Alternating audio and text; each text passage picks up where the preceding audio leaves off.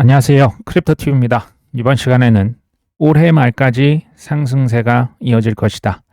마이클 세일러를 비롯한 주요 인사들의 주장과 그 근거를 살펴봅니다.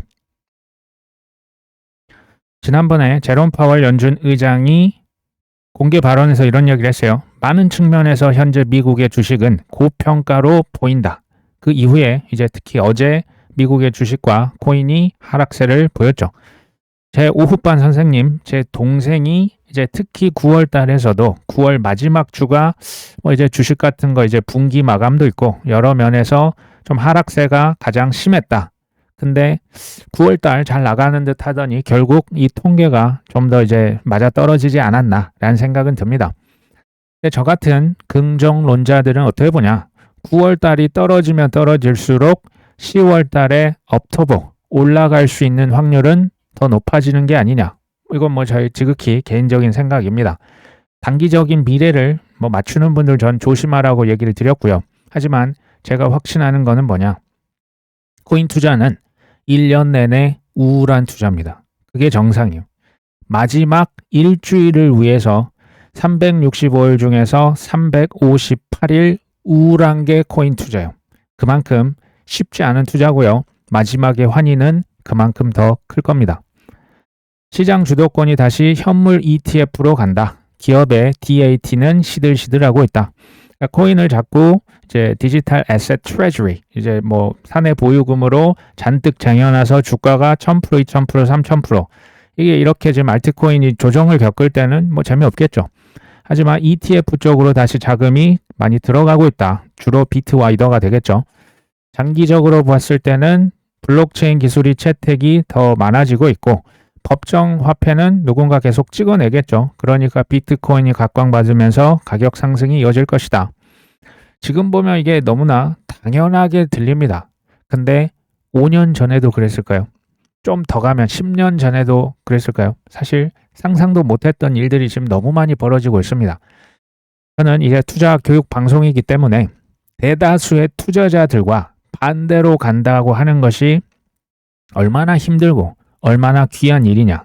또 한 가지, 투자나 특히 이제 사업에 있어서도 저는 운을 빼놓을 순 없다라는 얘기를 다시 한번 드려보려고 합니다.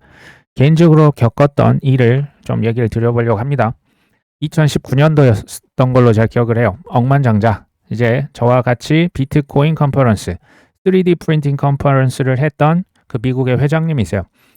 2014년도부터 비트코인 3D 프린팅 요거 컨퍼런스를 공동 주최를 했었고요. 저는 한국 행사만 담당을 했었습니다. 저는 완전 실무자였죠. 2019년도 6월 달에도 이제 3D 프린팅을 항상 매년 6월 달에 했었어요. 그때 겸사겸사해서 이제 그 회장님이 한국에 오신 분이죠. 이제 미국 사람입니다. 그때 이제 19년도 6월 달이 비트코인이 그 19년 초만 해도 거의 400만 원, 350만 원 이랬거든요. 이게 1680만 원까지 올랐어요. 6월 말 생각해 보시면 됩니다. 와서 이분이 뭐 하나 봤더니 계속 비트코인 시세만 보시는 거예요. 근데 이제 연세가 70대 중반이죠. 제가 일을 시킬 수는 없는 분입니다. 그렇죠? 그러니까 현업을 하시기보다는 그냥 이제 중간중간 제가 이제 말벗이 되어 드렸던 기억이 나요. 이제 오셔서 심심하시기 때문에 식사도 같이 하고 했었죠.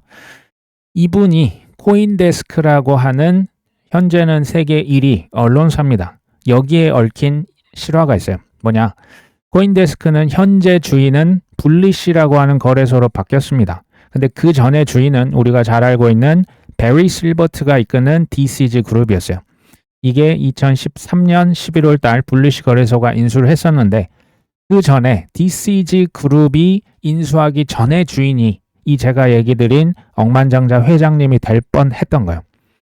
참고로 시기는 2015년입니다. 그때는 빚 자체가 없었어요. 암흑 자체입니다. 상장 기업, 마이클 세일러, 일론 머스크, 트럼프 대통령 정말 아무것도 없었어요. 그때 은밀한 제안이 오는 거죠. 이 회장님께 코인데스크 창업자가 찾아옵니다. 혹시 지금 언론사 지금 싸게 나온 거인데 하나 좀 사실 의향 있으십니까? 라고 물어봤습니다.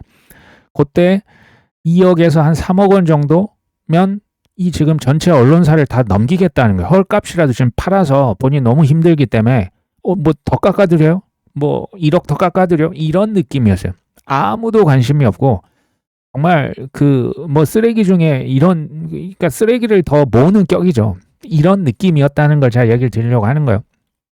그때 근데 인수 계약 이분이 눈이 좋으시거든요. 안목이 있으신 분이라 코인데스크 뭐 2012년 13년부터 비트코인 사셨던 분이에요. 참고로 그러니까 이 언론사는 무조건 지금 헐값인 거 아셨는데 아쉽게도 폐렴에 걸리세요. 폐렴에 걸려서 이게 악화가 돼서 거의 1년, 2년 거의 뭐 약간 생사를 넘나 드셨던 걸로 기억이 나요. 원래 오셨던 분이 몇 년간 못 오셨었거든요. 어찌됐건 그 이후로 좋은 기업 인수 기회를 날렸습니다. 근데 이분의 아드님이 있었거든요. 그러니까 저는 이제 19년 다 지나고 나서 그 아드님이라도 보내가지고 그 인수 계약 하셨어야지 너무너무 아깝네요 라는 얘기를 드렸던 기억이 납니다. 시간이 지났죠. 50년 투자 경력의 베테랑의 눈은 이번에도 정확했습니다. 2016년 코인데스크 좀 사가세요라고 계속 이제 창업자가 계속 그 장돌뱅이 영업을 하고 있는 거예요. 근데 계속 안 팔렸겠죠. 2015년, 2016년 드디어 주인을 만납니다. DCG 그룹에 팔렸죠. 그때 가격, 인수 가격 얼마인지 아십니까? 단돈 6억 원입니다. 15년보다 많이 올랐지만 이게 사실상 그 제대로 된 가격이라 보기는 어려운 너무나 휴지 조각 같은 가격입니다. 그러다가 한 7년이 지나서 DCG 그룹도 이제 자금난에 처했기 때문에 그때 이제 불리시라고 하는 그 기관 전용 거래소에 판 거예요. 불리시가 코인데스크를 얼마에 샀냐? 7,500만 달러. 지금 하나로 따지면 1,000억 원 정도 됩니다. 6억에 사서 1,000억에 팔았죠. DCG 그룹이 그렇게 했습니다. 근데 아까 그 얘기 드렸던 회장님, 이분이 15년도에 코인데스크를 뭐 2억 원, 3억 원에 매수를 했다면 300억에서 거의 400억 가까운, 400배 가까운 시세 차익을 누렸겠죠. 아쉬운 거죠. 저 같은 경우 아쉬운데, 그러니까 이분은 이런 식으로 평생 자산을 싸게 사서 비싸게 팔고, 싸게 사서 비싸게 팔고를 평생 50년 이상 하셨던 분이에요. 그 중에 하나는 어쩔 수 없이 이제 운이 안 좋았다고 봐야겠죠. 평생 뜰 자산을 초기에 보는 안목이 있었던 거예요. 그리고 남들은 비투하고 영끌에서 가자를 외치고 한판더를 외칠 때 그냥 딱 팔고 그냥 뛰쳐나오는 결단력이 어마어마하셨던 분입니다. 90년대 말이었죠. 초기 인터넷 투자 이걸로 일단 수천억을 버세요. 이때 뭐 4천억, 뭐 여기서 2천억, 저기서 3천억 이런 식으로 가까운 돈을 버셨던 분이고 이분은 12년, 11년 전부터 3D 프린팅, 비트코인, 심지어 양자 컴퓨터 행사를 하자고 이제 같이 얘기가 나왔던 분입니다. 양자 컴퓨터까지 저랑 같이 하지는 못했었습니다. 너무나 초기였기 때문에. 어찌됐건 투자는 뭡니까? 확정된 미래인데 지금 가장 멸시받고 징후받는 자산이 뭘까? 여기에 대해서 답을 할 수 있으면 저는 안목이 생겼다. 이렇게 보고 있습니다. 마이클 세일러가 최근 CNBC에 나왔습니다. 180개 기업이 비트코인을 사고 있다. 그리고 그 매집 물량이 채굴하고 있는 물량, 비트코인 공급량을 압도적으로 뛰어넘고 있죠. 최근에 매크로 거시 환경이 안 좋습니다. 경제가 안 좋은 데다가 뭐 기술적인 저항도 있죠. 근데 결국은 비트가 이 위기를 이겨내고 올해 말까지도 상승세 이어갈 것이다. 그 다음에 하는 말이 인상적이에요. 금을 뛰어넘을 것이다. 근데 단 비트코인의 규모는 금의 10배가 될 것이다. 굉장히 과격한 겁니다. 제가 비교를 해드리려고 하는데요. 현재 기준으로 금의 시총은 25조 달러 정도 합니다. 비트코인은 2.3조 달러. 딱 봐도 10배, 금이 더 큽니다. 10배 이상이죠. 결국에 비트코인의 시가총액이 금의 10배가 된다라고 하는 게 얼마나 과격한 얘기냐면요. 제가 아까 그 비트코인 컨퍼런스 했을 때 로저버가 비트코인 2015년도에 이제 2년 후에 100배 간다고 했을 때 제가 들었던 충격이랑 거의 비슷한 느낌이에요. 말도 안 되는 소리 하지 말아라. 한번 보십시오. 금의 시총이 10배라고 하는 것은 금의 시총이 지금 여기서 더 안 커진다라고 가정을 해도 250조 달러가 됩니다. 이게 얼마나 큰 돈이냐. 전 세계에 있는 주식을 싹 다 합치면 시총이 127조 달러예요. 전 세계에 있는 채권을 싹 다 합치면 145조 달러입니다. 지금 이 두 개를 합친 것만큼이나 큰 게 비트코인 하나가 될 것이다. 이거 믿어지십니까? 너무나 과격하죠. 현재 비트코인의 가격이 1억 6천만 원이라고 했을 때 이 사람도 뭐 바로 뭐 이제 내년 내후년을 얘기하는 게 아닙니다. 20년 후를 보고 얘기하는 거예요. 20년 후에 100배가 될 것이다. 무서운 얘기입니다. 그렇죠? 제가 2014년도에 읽었던 그 코빗의 코파운더 중에 한 분 김진아 이사님이라고 있습니다. 넥스트 머니 비트코인. 아마 이 책 지금도 있을 거예요. 그때 제가 읽었던 문구. 비트코인은 무한대로 가든지 아니면 제로로 갈 것이다. 둘 중에 하나가 될 것인데 가로 열고 닫고 이제 그분이 이제 뭐 너무 가지아를 외치는 분은 아닙니다. 근데 제가 느꼈던 건 가로 열고 닫고 무한대로 갈 확률이 훨씬 높다. 아마 그렇게 저도 될 거라고 보고 있습니다. 미국의 암호화폐 법안들이 4년 주기의 사이클을 이제 바꿔 놓을 것이다. 지니어스법은 7월에 통과가 됐었고요. 클래리티 법도 통과가 되면 막대한 신규 투자자 유입을 촉진할 것이다. 그리고 이번 사이클에서는 비트코인이 정점을 찍은 뒤에도 과거와 같이 폭락이 나타나지는 않을 것 같다. 왜냐하면 합법화된 스테이블 코인이 뭐 아이폰이다, 소셜 미디어 앱에서도 사용이 되니까 사람들이 계속 사지 않겠어? 투자 환경이 많이 달라졌다. 그냥 이렇게 생각하시면 좋을 것 같아요. 4년 주기라고 하는 공식에 맞춰서 비트코인을 누군가 개발을 했죠. 그렇죠? 뭐 사토시 나카모토라고 하는데 뭐 이걸 굳이 이렇게 못 밝힐 일인가 하는 생각은 전 들어요. 만든 것도 그들이면요. 깨는 것도 당연히 가능하지 않을까요? 전 그냥 그렇게 봅니다. 그런데 사이클이 깨졌기 때문에 이제 폭락은 없을 것이다. 요건 조금 조심해야 된다라고 봐요. 이런 식으로 계속 몰고 가면 또 매도를 탈출을 못 하실 수 있거든요. 저는 계속 그리고 또 하나 확신하는 트렌드. 앞으로는요. 큰 우량 코인의 쏠림 현상이 훨씬 더 심해져요. 쉽게 말하면 중소형 코인보다 큰 코인으로 돈이 더 몰릴 겁니다. 조만간 왜냐하면 이제 AI 에이전트도 나오겠죠. 뭐 국가다. 저기 뭐 이제 빅테크들도 이제 나중에 다 뛰어듭니다. 한 내년쯤이면 다 뛰어들 것 같은데 AI 에이전트는 우리처럼 숙제를 안 하고 뛰어드는 사람 그 존재가 아니지 않습니까? 다 알고 있어요. 그러면 비트코인 좋은 거, 이더리움 좋은 거 알까요? 모를까요? 당연히 알 겁니다. 포모가, 극심한 포모가 비트 이더 쏠림 현상으로 저는 더 커질 거라고 보는 거예요. 큰 시가총액 그들이 선택한 코인을 먼저 ETF로 만들겠죠. 개별로 하든 뭐 지수로 하든 아니면 뭐 이제 섹터별로 하든 이자 주는 것만 따로 모으든 그러려면요. 시총이 큰 코인부터 ETF로 해야 돼요. 왜 그럴까요? 돈을 찍어내면 그걸 어디에다 담아야 됩니다. 그걸 뭐 은행에만 계속 쌓아놓고 있는 투자자는 사실 없겠죠. 큰 바구니가 필요해요. 과거에 그게 부동산이었고 주식이었고 채권이었어요. 앞으로도 그럴 것이냐? 물론 주식도 이제 채권도 어떤 포션을 차지하겠지만 코인이라고 하는 바구니가 훨씬 더 커질 거라고 하는데 우리는 지금 베팅을 하고 있는 겁니다. 반대로 얘기 드리면 바구니가 작으면요. 전 세계 글로벌 자금을 담을 수가 없어요. 그래서 이제 지수라고 해도 이제 소위 말하는 좀 시총이 낮아질수록 비중이 급속도로 줄어드는 거예요. 이해되시죠? 근데 그 지수에조차 담기지 못한다? 그럼 조금 한번 퀘스천 마크를 달아볼 필요가 있는 겁니다. 그들의 입장에 생각해보면 뭐 그렇게 어렵지 않게 아실 수 있는 내용입니다.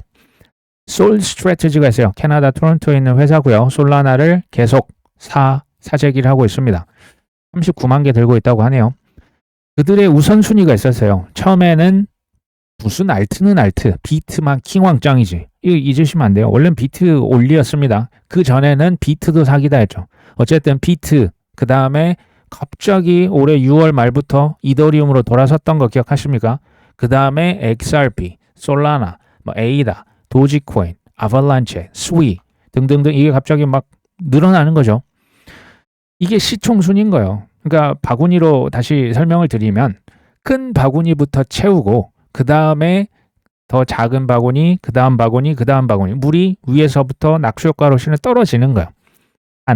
작은 코인, 작은 시총의 코인의 비중을 줄여야 할 이유가요.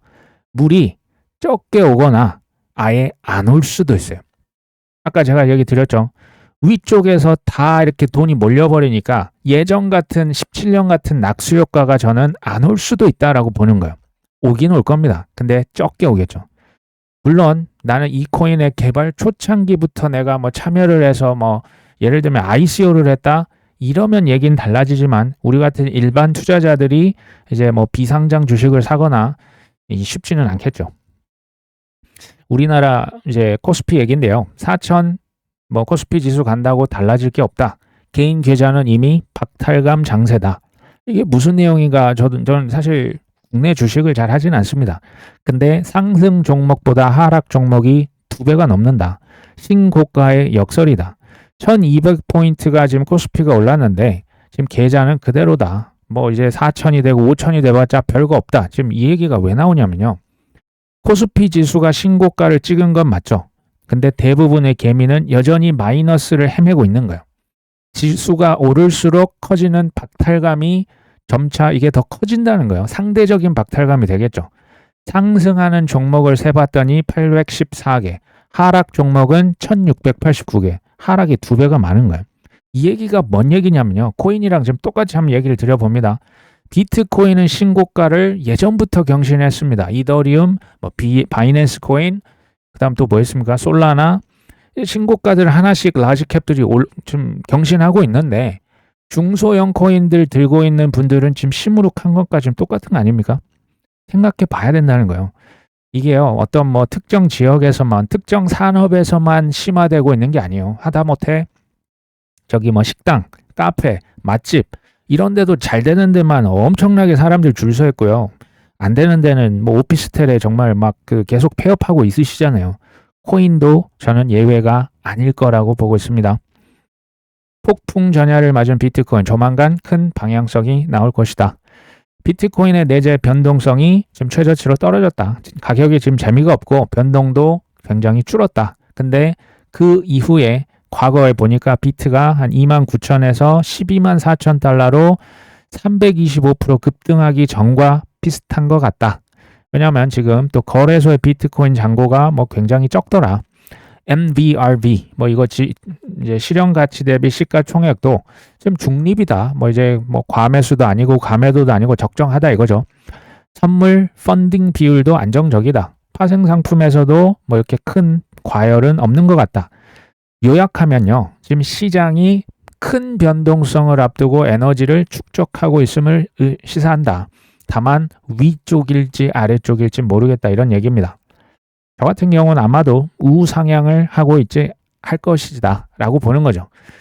그리고 최근에 근데 왜 이렇게 많이 청산이 됐냐? 20배 롱을 외쳤잖아요. 그러니까 금리 인하 한다고 이제는 진짜 물 들어온다라고 현물을 들고 바이더딥 하면서 그대로 보유만 하고 계신 분들은요. 이게 조금 한두 달 뒤로 미뤄져도 이게 무슨 상관입니까? 근데 이것을 이제 내가 너무나 확신하다. 이거는 정말 틀릴 리가 없다. 이건 무조건 단기에 수십억 벌 수 있는 너무나 좋은 기회다. 그렇게 해서 성공을 하시고 유지가 되면 좋겠지만 이게 쉽지 않은 거예요. 현물 들고 우량코인 바이더딥 하시는 게 이게 가장 마음 편한 투자다. 계속 얘기를 드리죠. 최고의 투자 전략은 쉽게 말하면 이제 맨날 불안해가지고 그 시세 쳐다보고 있는 투자가 아닙니다. 발 뻗고 편히 쉴 수 있는 그런 편안함이 있는 투자가 전 최고의 전략이라고 하고요. 편안함이라고 한 것은 하지만 공짜는 아니라고 봐요. 이것은 결코 공짜라고 생각하지는 않습니다. 자, 금융당국 우리나라 얘기입니다. 1거래소 1은행 규제 완화 시기를 검토하겠다. 그러니까 이제 갑론을박하는 거죠. 누구는 1은행만 해야 된다. 아니다. 이제 복수은행을 허용해야 된다. 이제 서로 찬성 반대가 오가고 있습니다. 이게 이제 핵심은 뭐냐? 코인은 미래의 먹거리가 맞습니다. 은행들이 이거 지금 모르는 게 아니거든요. 다 이미 눈치를 챈 거예요. 근데 거래소를 이미 잡은 은행이 있을 거고 거래소랑 이제 계약이 해지되고 아직 거래소 뭐 5대 원화 거래소 있잖아요. 거기 아직 못 잡은 은행도 있는 거예요.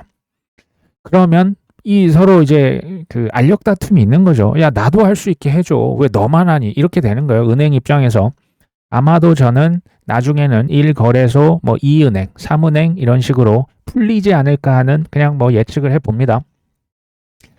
근데 불과 5년, 6년 전만 해도요. 은행과 코인 거래소는 겸상 자체가 불가했어요. 요걸 잊으시면 안 됩니다.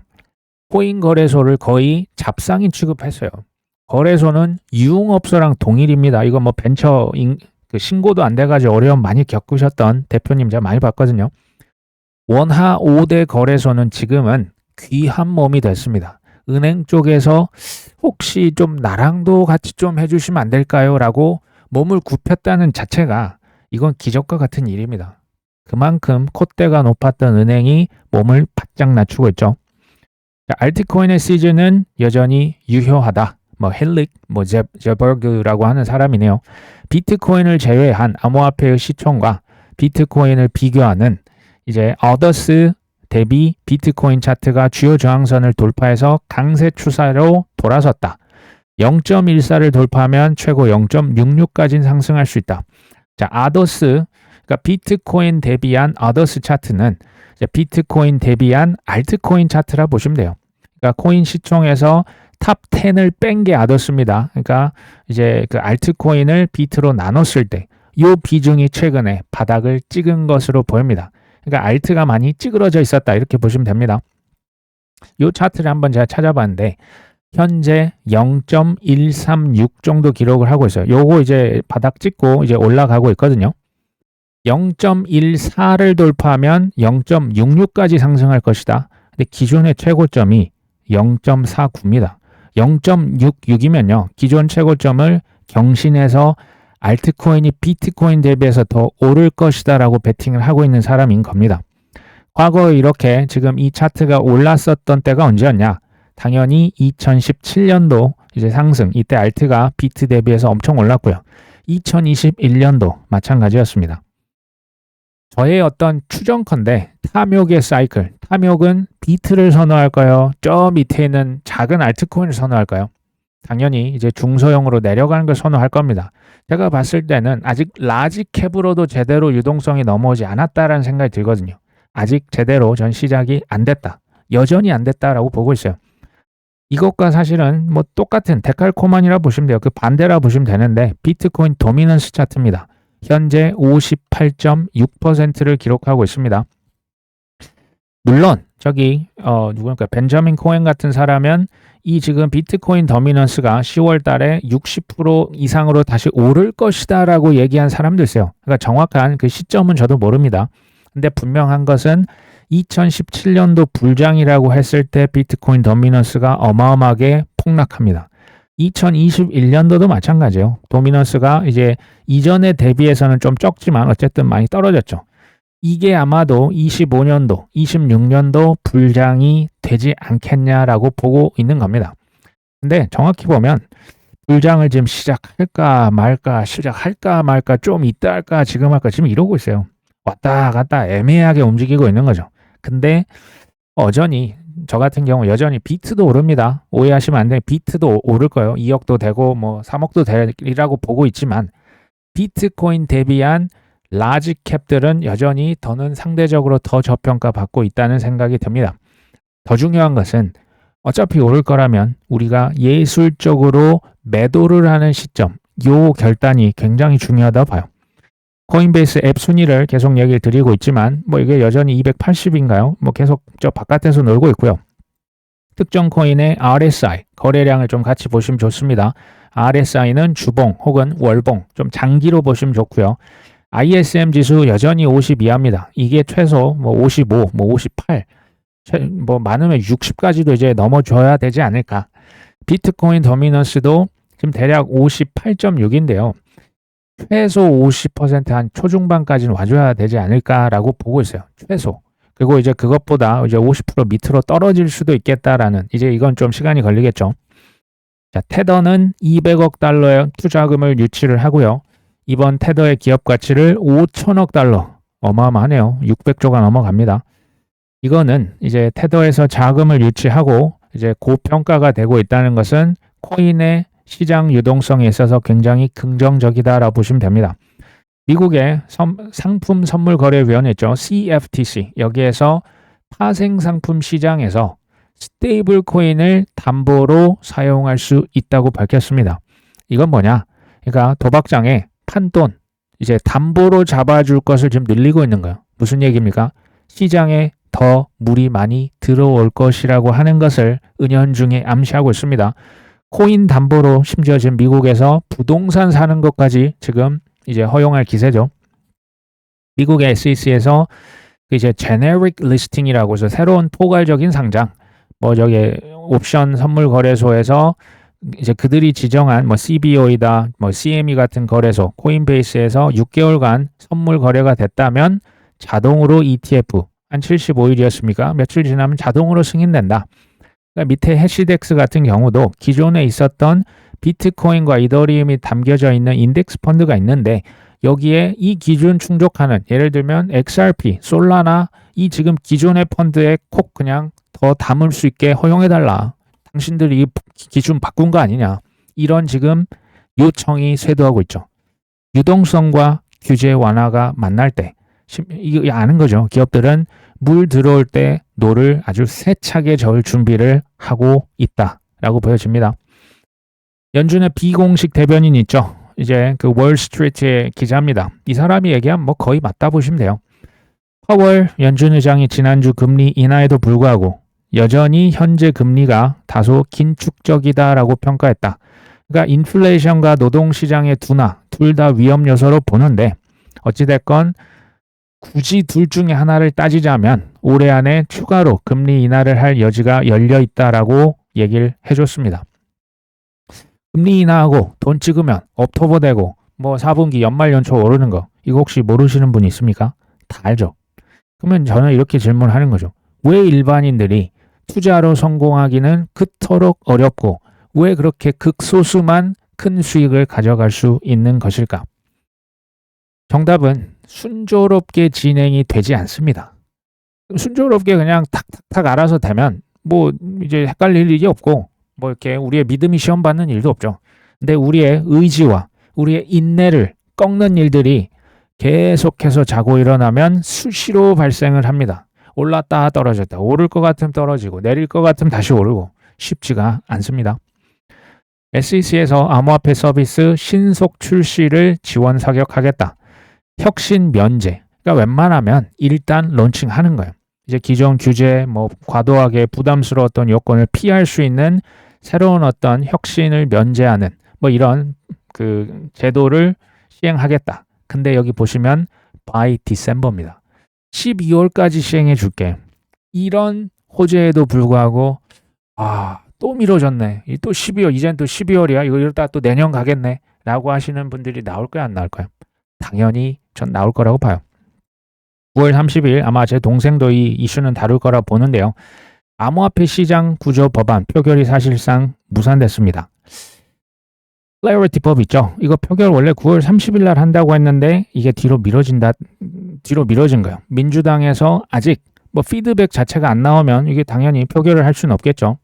그리고 뭐 연방정부의 셧다운 가능성도 이래저래 9월 달은 좀 물 건너간 것 같다. 새로운 목표 날짜는 뭐 10월 20일 이제 그 주간이 될 수도 있지만 아직 확실한 건 아니고, 하지만 이번에 좀 미뤄졌다고 해서 연말까지 상원 본회의에 상정할 수 있는 가능성은 뭐 이제 영향을 주진 못할 거다. 그러니까 올해 내로 통과가 될 것 같긴 하다. 뭐 이런 얘기예요. 저는 투자에서 가장 중요한 요소 딱 한 가지만 꼽아라. 유동성입니다. 물량이 장사 없듯이 물 들어오면 장사 없습니다. 그냥 시장 물이 이제 다 같이 떠오른다고 보시면 되겠죠. 그러고 있습니다. 우리가 잘 체감을 하지 못할 뿐이고 인내하지 못할 뿐이죠. 투자와 사업에서 가장 중요한 덕목 딱 한 가지만 꼽아라. 물론 다 중요합니다. 한 가지만 꼽으면 저는 인내심이라고 생각해요. 인내심이 그 사람의 실은 실력이고 믿음의 수준이거든요. 예를 들면 이렇게 생각하실 수도 있는 거죠. 12월에 오른다고? 그러면 그 전까지 월급 한 두세 번 더 들어올 테니까 그때 좀 떨어져 주면 좋겠네. 그때 뭐 기회 되면 좀 더 담지 뭐. 요렇게 생각하실 수가 있다라는 거죠. 사실 지금요. 지루한 거 맞는데요. 좀 불평하고 그럴 때는 전 아니라고 봐요. 왜? 항상요. 적당히 바라잖아요. 핑계가 생깁니다. 근데 진심으로 간절히 바라고 정말 이제 제대로 파기 시작하면 남들은 놓치고 있는 게 내 눈에 딱 보이는 거예요. 그걸 보는 순간 그 사람은 방법을 찾고 기회를 잡을 겁니다. 그 사람이 우리 구독자분들 중에 많이 나오셨으면 하는 바람이 있습니다. 오늘 방송 여기까지 합니다. 끝까지 시청해 주셔서 감사합니다.